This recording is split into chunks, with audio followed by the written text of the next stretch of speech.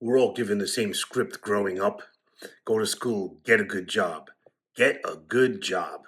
Be a good kid, smile, don't rock the boat. And then somewhere around 40, some people wake up and have a midlife awakening. A good job doesn't always equal a good life.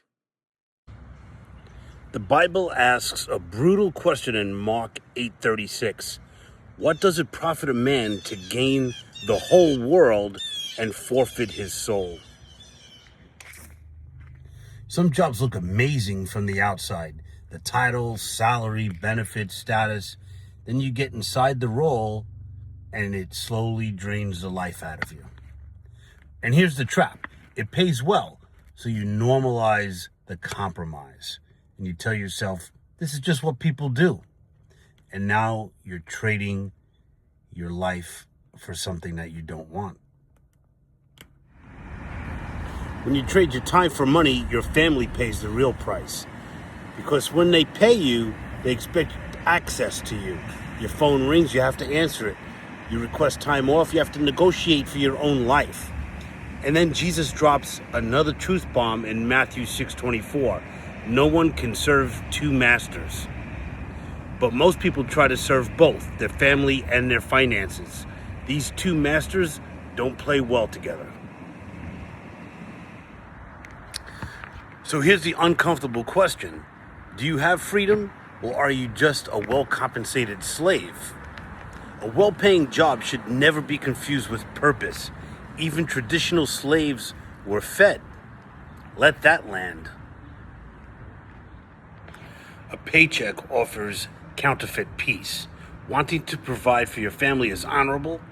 1 Timothy 5:8 makes that clear. But when financial safety becomes your master, it stops being a provision and starts being bondage. A lot of people stay in a misaligned job, not because it's God's plan, but because they're afraid of scarcity. If you feel the urge to leave your job, maybe that's God nudging you.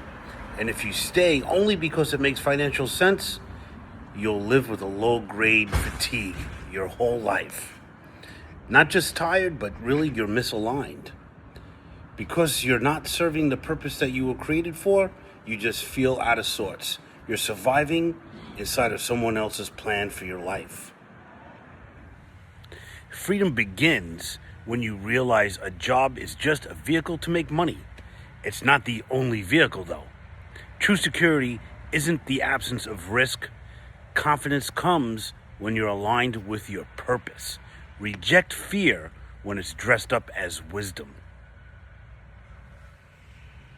If this hit a nerve, that's good. That tension you feel, that's clarity trying to get your attention.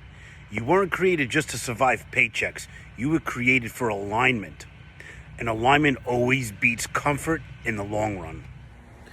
If you're feeling that tension right now, you're successful on paper but empty in real life, that's not a character flaw, that's misalignment.